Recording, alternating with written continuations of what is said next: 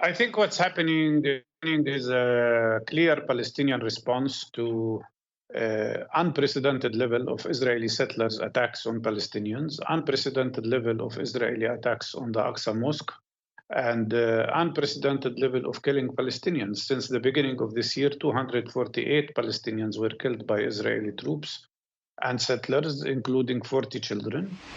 And the world community has done nothing to stop an occupation that has become the longest in modern history. 56 years of occupation, 75 years of ethnic cleansing. And the world community has been silent about this. I see on your screen that Britain is saying that Israel has the right to defend itself. Well, fine. What about the right of Palestinians to defend themselves? We are the ones who are under occupation. We are the ones who are under siege. We are the ones who were displaced in 1948 with 70% of the Palestinians forced to be out of their land, of their homeland.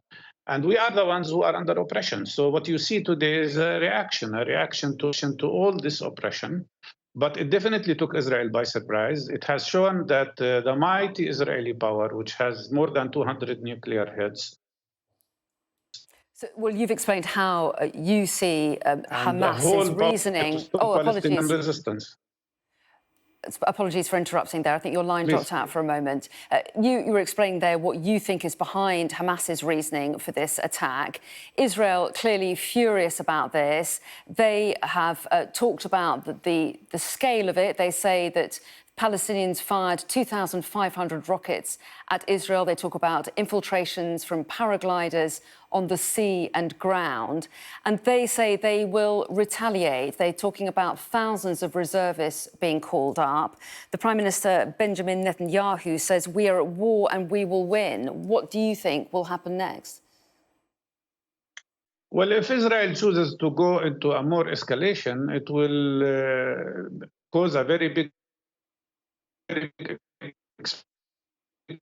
explosion in the area.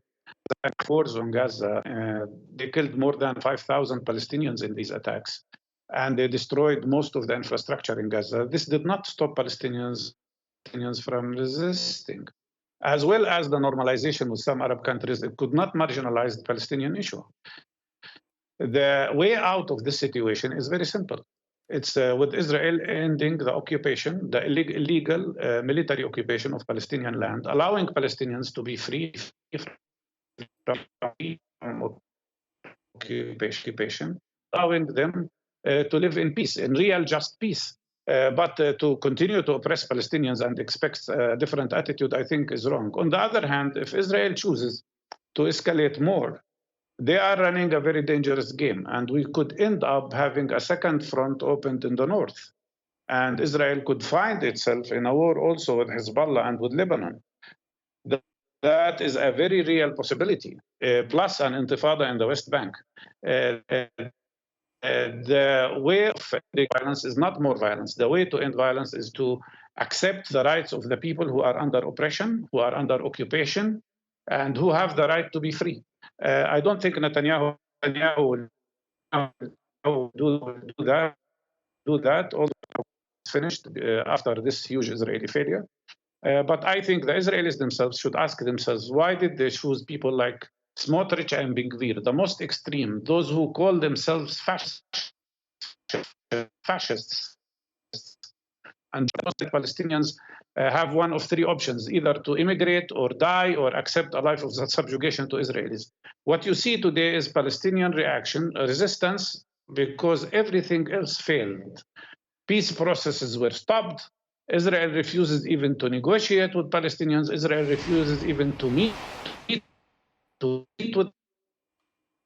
with Palestinians, and carried the map of Israel, showing that it includes all of the West Bank, all of Gaza Strip, all of the Golan Heights that are occupied, and practically declared the annexation of Palestinian territories. So, of course, what does the world expect? The Palestinians would sit down and accept to be slaves of a system of apartheid in the 21st century? That is impossible. Mustafa Barghouti, your line has been coming going a little bit, but we've certainly got the gist of what you were saying. We appreciate your time today. Thank you.